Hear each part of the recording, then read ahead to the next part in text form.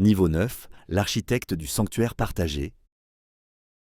Chapitre 1, je reconnais que la relation est un troisième sanctuaire à construire, pas un refuge à trouver.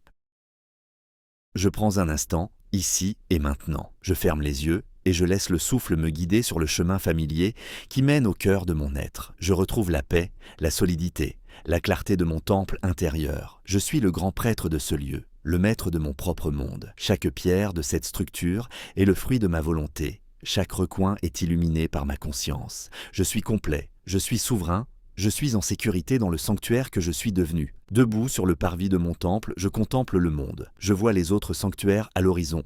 Chacun unique, chacun sacré. Je ressens une profonde admiration pour eux, mais aussi une distance respectueuse. Une partie de moi, l'ancienne partie, a longtemps cru que le but était de trouver un autre temple, un refuge parfait où je pourrais m'abriter, un lieu déjà construit, où je pourrais enfin déposer mes outils et me reposer. Cette partie de moi cherchait un abri. Mais aujourd'hui, une vérité nouvelle, plus mature et plus puissante, s'éveille. Je reconnais que la relation est un troisième sanctuaire à construire, pas un refuge à trouver. Même si par le passé, j'ai pu voir l'amour comme une destination, un havre de paix où m'échouer, je vois maintenant que c'est un chantier sacré. L'espace qui existe entre mon temple et celui d'un autre n'est pas un vide à combler ou un gouffre à traverser. C'est un terrain vierge, une terre sacrée qui n'attend que deux architectes dévoués pour y poser la première pierre. Ce troisième sanctuaire n'appartiendra ni à moi ni à l'autre. Il sera notre création commune, un nous qui aura sa propre âme, sa propre architecture, sa propre lumière. Mon but n'est plus de trouver quelqu'un pour m'abriter. Mon but est de trouver un co-architecte digne de ce nom.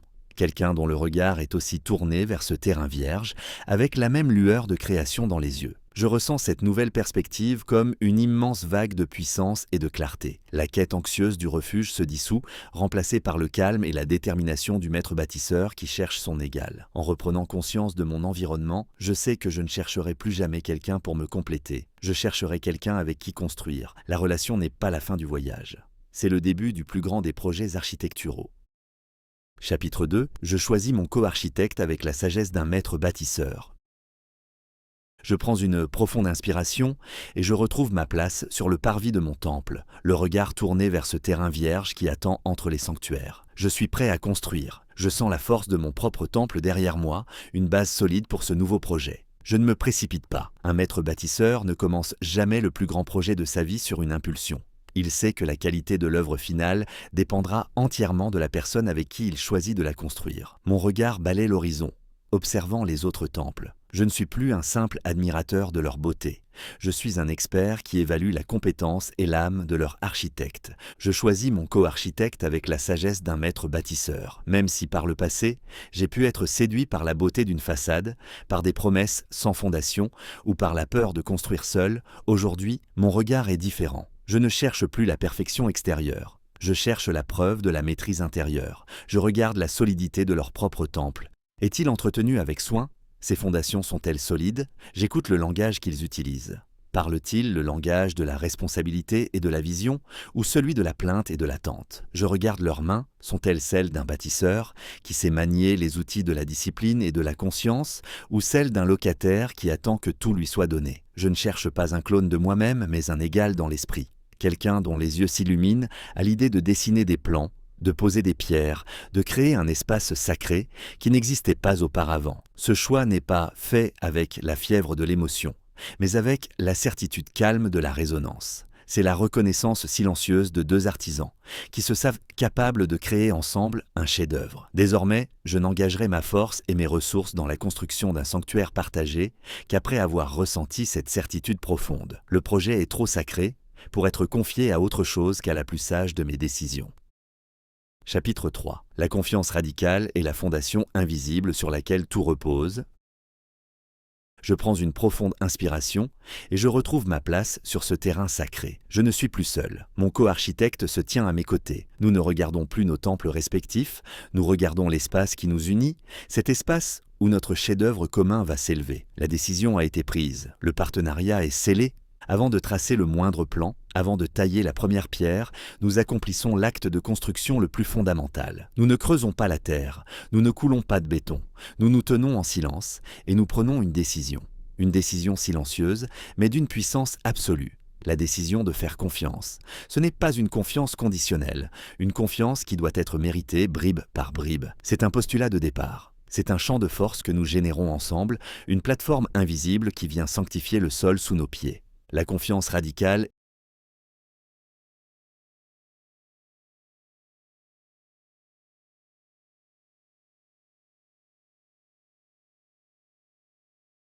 Je change aujourd'hui la physique de ma construction. Je comprends que la confiance n'est pas le couronnement d'une relation parfaite. Elle en est la condition préalable. C'est le choix délibéré de croire en les bonnes intentions de mon co-architecte. C'est l'hypothèse de base que nous travaillons tous les deux pour la gloire du sanctuaire que nous créons. Cette fondation n'est pas visible à l'œil nu, mais elle est la chose la plus réelle de tout notre chantier. C'est elle qui absorbera les chocs des futurs conflits. C'est elle qui nous permettra de nous montrer vulnérables sans craindre l'effondrement. C'est sur cette base que nous oserons prendre des risques architecturaux audacieux. Je ressens cette fondation sous mes pieds, non comme de la pierre, mais comme une certitude.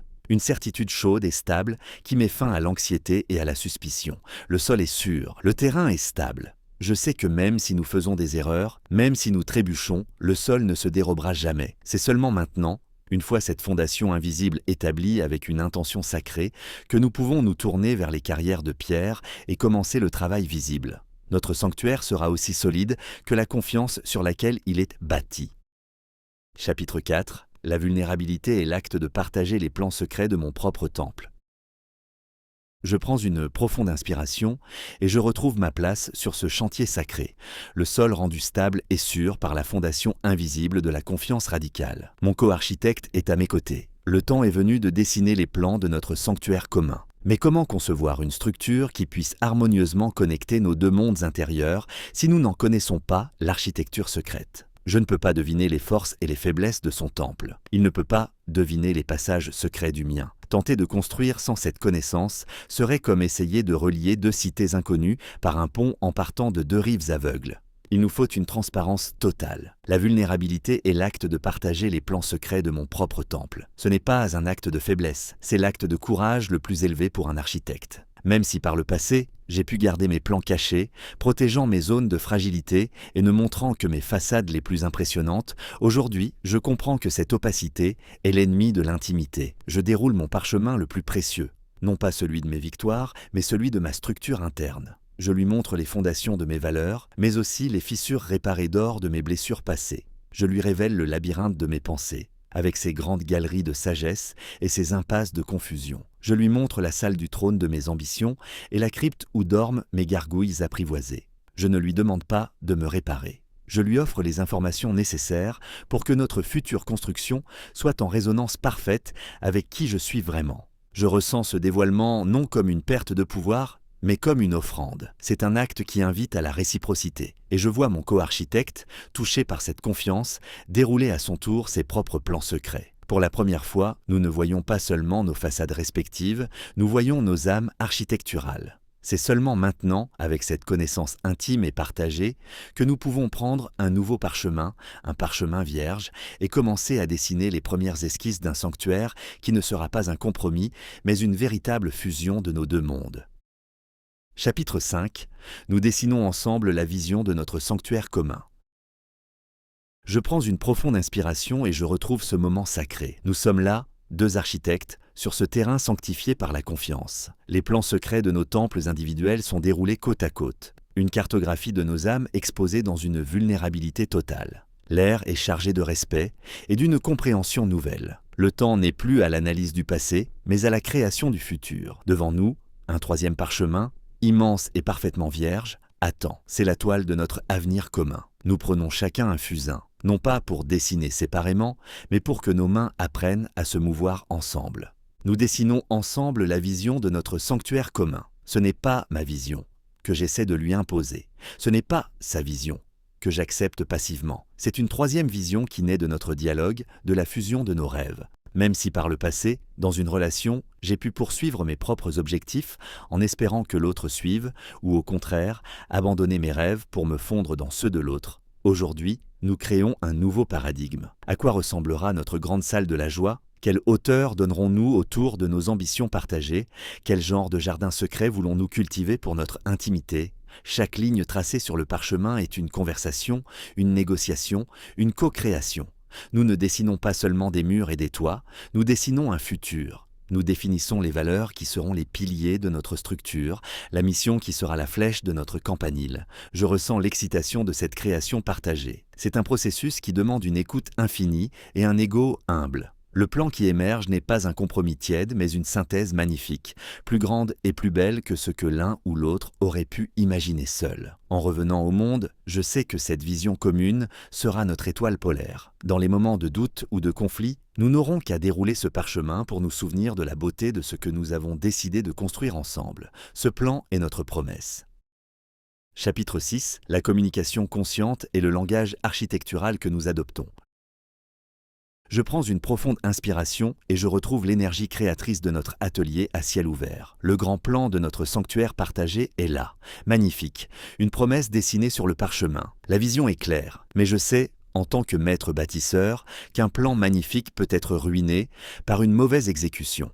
La phase de construction qui s'annonce demandera une coordination parfaite, une clarté absolue à chaque étape. Nous devons nous mettre d'accord sur un langage commun. Un langage qui ne laisse aucune place à l'ambiguïté, au malentendu, à l'interprétation.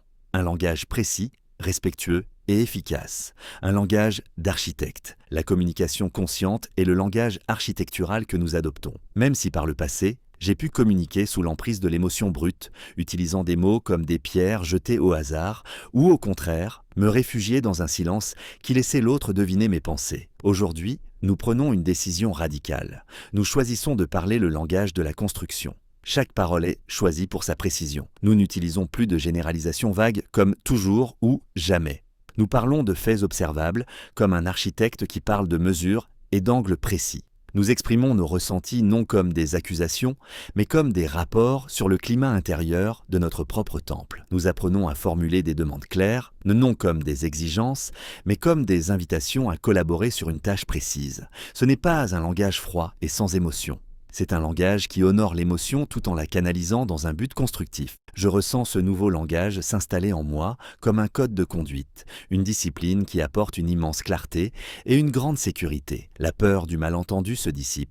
Nous savons que même lorsque nous aborderons des sujets difficiles, nous parlerons le même langage, celui qui a pour unique but la protection et l'avancement de notre projet commun. En revenant au monde, je sais que je ne parlerai plus jamais de la même façon dans mes relations les plus importantes. Chaque conversation est une opportunité de pratiquer ce langage sacré, ce dialecte de l'amour conscient et de la création partagée. Chapitre 7. Chaque promesse tenue est une pierre ajoutée à la structure. Je prends une profonde inspiration et je retrouve ma place sur le chantier sacré. Le sol est stable, le plan est clair et nous parlons maintenant le même langage architectural. Le temps de la préparation est terminé.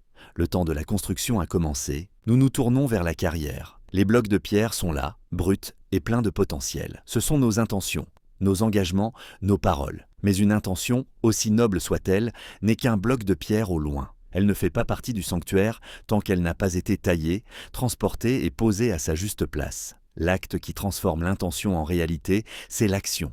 C'est la promesse tenue. Chaque promesse tenue est une pierre ajoutée à la structure. Je comprends que la solidité de notre sanctuaire ne sera pas faite de la grandeur de nos déclarations d'amour, mais de la somme de nos petits actes de fiabilité. Même si par le passé, j'ai pu faire des promesses en l'air, des engagements que je ne tenais qu'à moitié, je vois maintenant chaque promesse, de la plus triviale à la plus sacrée, pour ce qu'elle est un test de mon intégrité d'architecte. Dire « je m'occupe de la vaisselle » et le faire, c'est poser une petite pierre bien ajustée dans le mur de la cuisine. Dire « je serai là pour toi » et être véritablement présent dans un moment difficile, c'est poser un bloc de granit massif dans les fondations. Chaque fois que ma parole et mon action sont alignées, je ne fais pas que rendre service. Je bâtis, je construis la confiance, non plus comme un concept invisible, mais comme une réalité tangible et visible. Le mur de notre sanctuaire s'élève, non pas par magie, mais par la constance de notre fiabilité. Je ressens le poids et la dignité de cette nouvelle discipline. Chaque jour est une opportunité de construire. En revenant au monde, je sais que je ne ferai plus de promesses à la légère. Chaque « je vais » qui sortira de ma bouche sera un contrat sacré,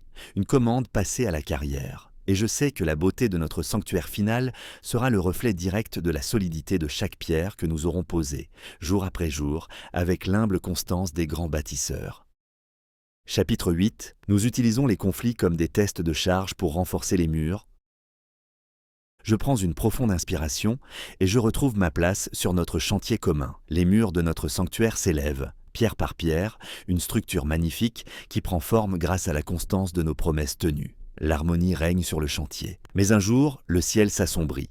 Une divergence dans l'interprétation des plans, une fatigue qui rend un mot plus tranchant qu'il ne le devrait, une peur qui ressurgit du passé de l'un des architectes. Un désaccord éclate. Ce n'est pas une tempête extérieure, c'est une tension interne, une force qui pousse les murs de l'intérieur, qui teste la solidité des joints, qui fait vibrer la structure. C'est le premier conflit. Nous utilisons les conflits comme des tests de charge pour renforcer les murs. Même si par le passé, le moindre conflit aurait pu me faire craindre l'effondrement de toute la structure, me poussant à fuir ou à attaquer, aujourd'hui, notre formation d'architecte change tout. Nous ne voyons pas une menace de destruction. Nous voyons un test de charge, comme ceux que les ingénieurs font subir au pont pour vérifier leur solidité. Le conflit n'est pas un signe que notre amour est faible. C'est une information précieuse qui nous révèle exactement où la structure a besoin d'être renforcée. Nous ne crions pas l'un contre l'autre. Nous nous tournons ensemble vers le mur qui tremble et nous posons les questions de l'ingénieur. Quelle est la nature de cette pression?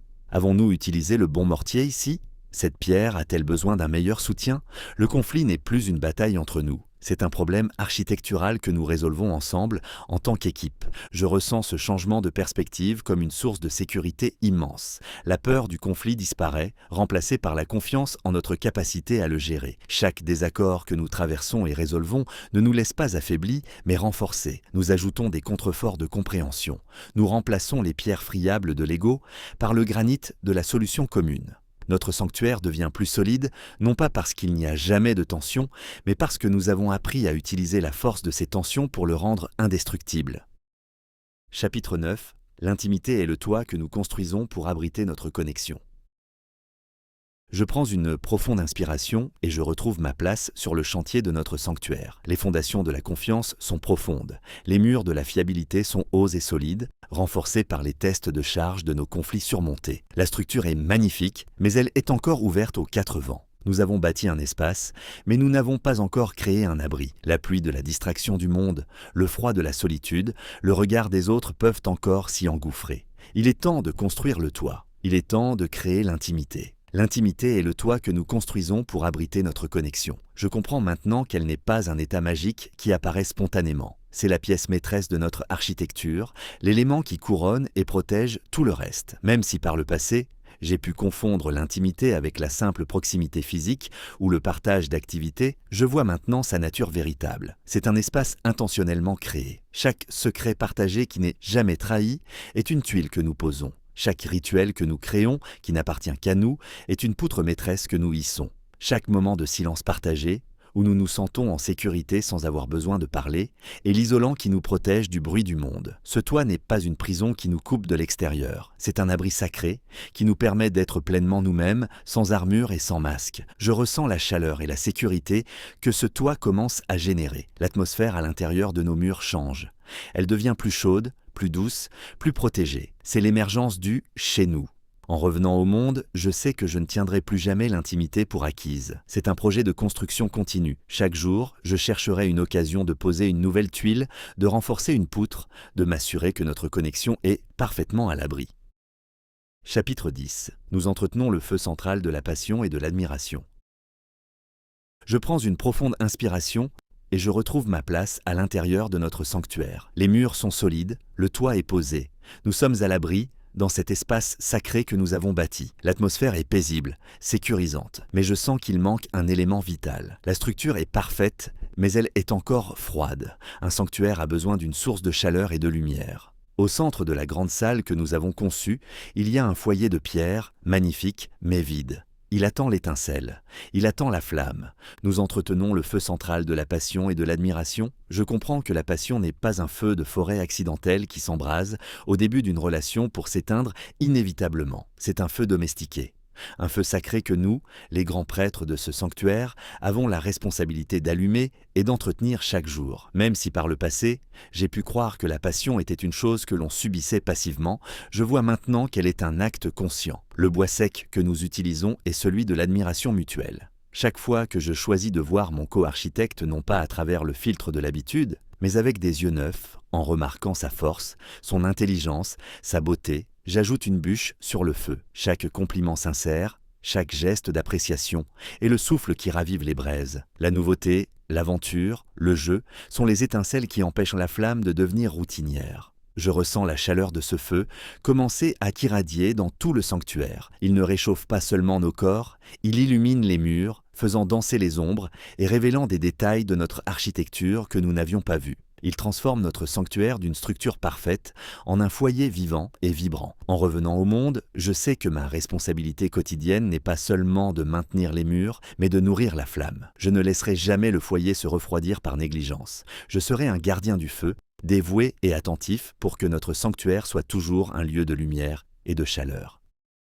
Chapitre 11. Je sais réparer les fissures avec l'or de la conscience et du pardon.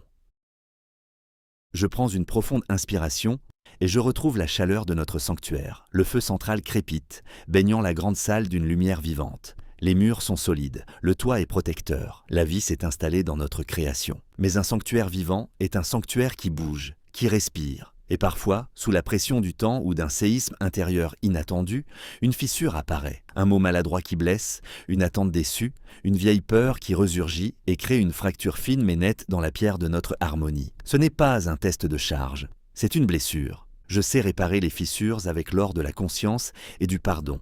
Même si par le passé, la vue d'une telle fissure m'aurait rempli de panique ou de ressentiment, me poussant à l'ignorer en espérant qu'elle disparaisse, ou au contraire, à l'élargir avec le marteau du reproche, aujourd'hui, ma formation d'architecte et de grand prêtre me guide. Je ne vois pas une catastrophe, je vois une opportunité de kintsugi. La première étape n'est pas l'accusation, mais la conscience. Je m'approche de la fissure avec la torche de mon attention et je l'examine sans jugement. Voici une blessure, voici une douleur. L'étape suivante n'est pas la justification, mais le pardon. Le pardon n'est pas un acte d'oubli, c'est la laque précieuse que je prépare. C'est la reconnaissance que nous sommes deux architectes imparfaits, construisant un projet sacré. Et enfin, je mélange cette laque avec la poudre d'or de la sagesse acquise et je remplis la fissure. L'or, c'est la conversation de réparation, l'excuse sincère, la compréhension nouvelle que cette blessure nous a apportée. Je ressens la noblesse de cet acte de réparation. Le mur n'est pas seulement consolidé, il est devenu plus beau, plus précieux.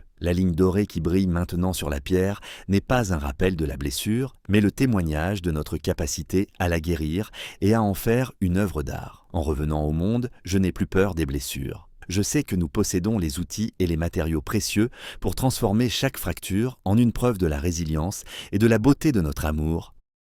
Chapitre 12. Nous agrandissons le sanctuaire pour accueillir et guider les autres. Parentalité, mentorat. Je prends une profonde inspiration et je retrouve la paix et la beauté de notre sanctuaire. Les murs sont solides, parsemés de veines d'or qui racontent l'histoire de notre résilience. Le feu central brûle avec une chaleur constante. Notre connexion est un abri, un foyer, un chef-d'œuvre vivant. Nous sommes deux dans ce lieu sacré et cela pourrait suffire. Mais l'énergie que nous avons créée, l'amour qui est l'atmosphère même de ce lieu, commence à déborder. Le sanctuaire n'est plus seulement un refuge pour nous deux. Il devient si solide et si lumineux qu'il peut offrir l'abri et la lumière à d'autres. Il est temps d'agrandir. Il est temps d'ouvrir nos portes, non pas au monde entier, mais à ceux que nous avons la responsabilité de guider. Nous agrandissons le sanctuaire pour accueillir et guider les autres. Je comprends que la parentalité ou le mentorat ne sont pas des projets séparés, mais l'expansion naturelle de notre sanctuaire. Même si par le passé, j'ai pu voir les enfants ou les protéger comme des intrusions qui allaient perturber notre harmonie, je vois maintenant qu'ils sont la prochaine étape de notre architecture. Nous ne nous contentons plus de construire pour nous, nous construisons pour eux. Nous ajoutons de nouvelles ailes à notre temple. Une aile pour l'apprentissage, une autre pour le jeu, une autre encore pour la transmission de nos valeurs. Nous ne leur donnons pas seulement un toit, nous leur enseignons l'art de la construction. Nous leur montrons comment tailler la pierre de la discipline, comment mélanger le mortier de l'écoute, comment lire les plans de la vision. Nous ne leur construisons pas leur propre temple. Nous leur donnons les outils et la sagesse pour qu'ils puissent, un jour, devenir les architectes de leur propre sanctuaire. Je ressens cette nouvelle phase comme un accomplissement et un don. Notre amour n'est plus seulement une connexion entre deux êtres, il devient un héritage, il devient une école. En revenant au monde, je sais que notre sanctuaire a trouvé sa vocation la plus élevée. Devenir un lieu de transmission, un phare qui non seulement guide, mais qui apprend aux autres à construire leur propre phare. Chapitre 13. Notre sanctuaire devient un phare de stabilité pour notre communauté. Je prends une profonde inspiration et je retrouve la sensation de notre sanctuaire. Il est plus grand maintenant, plus vivant. Les rires et les questions des jeunes apprentis résonnent dans les nouvelles ailes. Le feu central brûle plus fort, nourri par cette nouvelle énergie. Notre attention, qui a été si longtemps focalisée sur la construction et l'agrandissement de notre propre structure, se tourne à nouveau vers l'extérieur. Nous regardons par les hautes fenêtres. Nous voyons le paysage, la cité des autres temples. Nous voyons les tempêtes qui les secouent parfois, les brouillards du doute qui les enveloppent, les voyageurs égarés qui cherchent leur chemin dans la nuit. Et nous prenons conscience de la lumière qui émane de notre propre sanctuaire. Ce n'est plus seulement une lueur douce, c'est un faisceau puissant, stable, nourri par la force de notre confiance, la clarté de notre vision et la chaleur de notre feu. Notre sanctuaire devient un phare de stabilité pour notre communauté, même si par le passé, notre seul but était de créer un abri pour nous-mêmes et nos proches. Nous comprenons maintenant que la force que nous avons bâtie a une responsabilité qui nous dépasse. Nous ne cherchons pas à attirer l'attention ou à prêcher notre vérité. Nous n'avons rien à faire.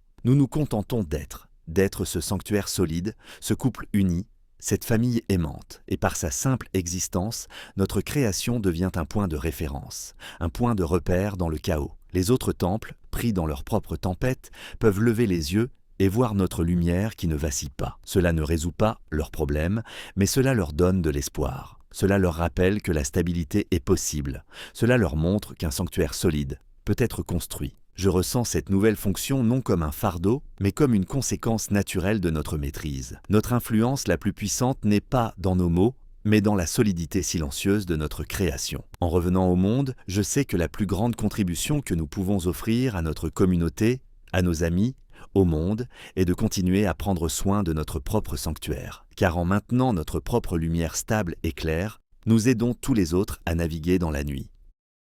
Chapitre 14. L'amour n'est pas un sentiment, c'est l'atmosphère sacrée de notre création. Je prends une profonde inspiration et je retrouve ma place de grand prêtre, non plus d'un temple solitaire, mais de ce sanctuaire partagé, ce phare de stabilité. La lumière que nous émettons est constante, notre influence est une conséquence naturelle de notre être. Je marche dans les grandes salles de notre création. Je ressens la solidité des murs, la chaleur du feu central, la protection du toit. Et je cherche à nommer cette qualité qui imprègne tout, cette énergie qui est à la fois la cause et la conséquence de tout ce que nous avons bâti. Le mot « amour » vient à l'esprit, mais il semble trop petit, trop usé, trop souvent confondu avec les émotions volatiles qui traversent le jardin zen. Ce que je ressens ici est différent. Ce n'est pas un sentiment, c'est une substance, c'est l'air que nous respirons. L'amour n'est pas un sentiment, c'est l'atmosphère sacrée de notre création. Je comprends enfin sa véritable nature. Même si par le passé, j'ai pu le confondre avec l'excitation du début, avec les vagues de passion ou de tendresse, je vois maintenant que ce ne sont que des variations climatiques. L'amour véritable est l'atmosphère elle-même. C'est la pression stable et nourrissante qui maintient l'intégrité de notre sanctuaire. C'est un champ de force généré par la somme de nos actes conscients. La confiance radicale, la communication architecturale, les promesses tenues, les conflits transformés, les fissures réparées d'or. L'amour n'est pas quelque chose que nous ressentons l'un pour l'autre. C'est l'espace que nous avons créé ensemble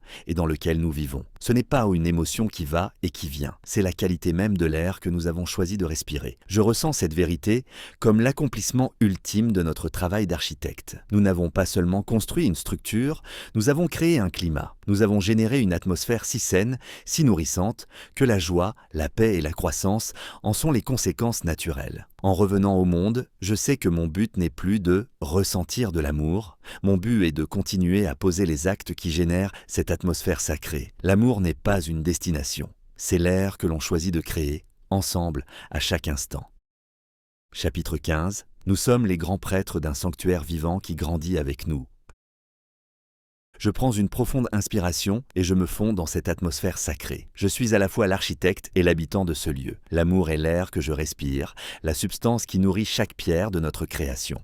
Je pose ma main sur un des grands piliers de notre sanctuaire. La pierre n'est pas froide et inerte, elle est chaude. Elle vibre d'une pulsation lente et puissante. Je réalise que notre œuvre n'est pas achevée. Elle ne le sera jamais. Ce n'est pas une cathédrale de pierre figée dans le temps, c'est un organisme vivant, un arbre immense dont nous sommes à la fois les jardiniers et les esprits qui l'habitent. Nous sommes les grands prêtres d'un sanctuaire vivant qui grandit avec nous. Je comprends que notre rôle a une fois de plus évolué. Nous ne sommes plus seulement les architectes qui suivent un plan. Nous sommes les gardiens et les guides d'une conscience qui nous dépasse, la conscience de notre « nous ». Même si par le passé, j'ai pu penser qu'une relation atteignait un plateau de stabilité, je vois maintenant que la seule stabilité est dans la croissance continue. Notre sanctuaire s'étend, non pas en ajoutant des ailes, mais en approfondissant ses fondations, en élevant ses voûtes, en faisant briller sa lumière d'une nouvelle couleur. Chaque livre que nous lisons ensemble, chaque voyage que nous entreprenons, chaque nouvelle sagesse que nous intégrons est une nouvelle salle qui s'ajoute au labyrinthe de notre intimité. Notre amour n'est pas un état, c'est un processus. C'est une quête d'expansion sans fin. Je ressens cette nouvelle réalité comme la plus belle des aventures. La peur de la stagnation disparaît, remplacée par l'excitation de la découverte perpétuelle. Nous ne sommes pas deux personnes qui vivent ensemble. Nous sommes deux explorateurs au service d'une entité vivante que nous avons créée. En revenant au monde, je sais que notre travail n'est jamais terminé. Chaque jour est une invitation à nourrir, à soigner et à faire grandir ce sanctuaire sacré. Notre relation n'est pas notre refuge, c'est notre chemin.